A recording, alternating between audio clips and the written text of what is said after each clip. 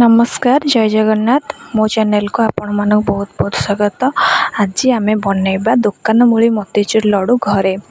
वीडियोटी को शेष पर्यंत देखंतु, लाइक शेयर कमेंट करंतु। आसंतु एबे रेसिपी को जिबा। प्रथमे मो 250 ग्राम रो बेसन नेइची। तापरे मु एठी पानी देके बेसन को गोटे थिक पेस्ट बनैबी, जेमती आमर बैटर टी अधिक पानिया हेबनी किंबा अधिक मोटा हेबो नाही। आउ एठी आपण ध्यान रखिबे जे जेमती दाना दाना न रहइबो, पूरा प्योर पेस्ट टा गोटे आमे बनैबा। एमती स्ट्रक्चर देबे आपण चाहिले हाथ रे मध्य फेंटी पारिबे। मु एठी चामच सहाय्य रे फेंटी छी। प्रथमे मु गैस ऑन करी कड़ाईटी भलसे गरम हेबा परे 200 ग्राम रो रिफाइंड ऑयल नेइची।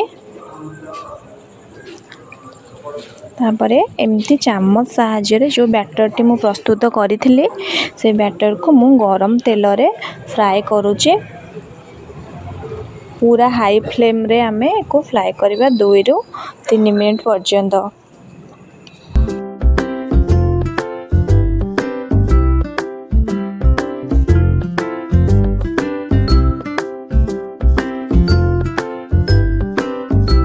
वर्तमान आमर रेडी हो जाइए पकोड़ी।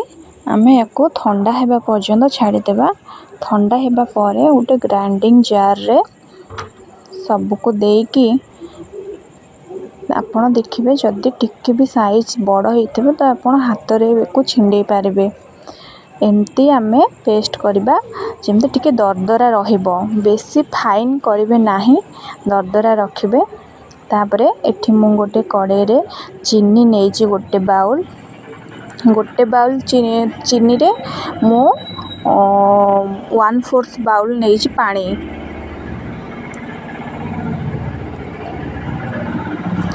एमती आमे पानी देकी किछि समय ताको फुटेबा। किछि समय फुटी जिबा परे आमे गुजराती रा गुंडो देबा। गुजराती रा गुंडो दे सारबा परे एमती 5 रु 10 मिनिट एमती आमे को फुटेबा। सिराटी हमर वर्तमान आमे एठी कलर फूड कलर बिल्कुल ऑप्शनल, आपण चाहेले स्किप कर परिबे। एठी मु फूड कलर ऐड कर देइची, पूरा गोटे पिंच ऐड करिबे। एमती आमे एठी चेक करबा हमर सिराटी प्रस्तुत हेछि कि नै। जदि हाथ को टिके लागिबो तो आमे जानिबा प्रस्तुत हे जाइछि। वर्तमान हमर सिरा प्रस्तुत हे जाइछि। एबे आमे से पकोड़ी रो चुना को पकेबा। पकेके टिके फ्लेम को लो करके आमे एपट सेपट करबा। तापरे आमे 4 मगज रखिछे सेटा पकेबा। पकेके वर्तमान हमर रेडी हे जाइछि मिठाई करबा पई। एमती हाथ सहाय्य रे आपण हिसाब रे साइज करबे। एठी तो मु मोतीचूर लड्डू करछु, जेहेतु छोट छोट साइज करूची। रेडी हो गला हमर मोतीचूर लड्डू। एमती नुआ नुआ रेसिपी जानिबा पई मो चैनल को सब्सक्राइब करंतु, शेयर करंतु, लाइक करंतु, कमेंट करंतु। रहिले जय जगन्नाथ।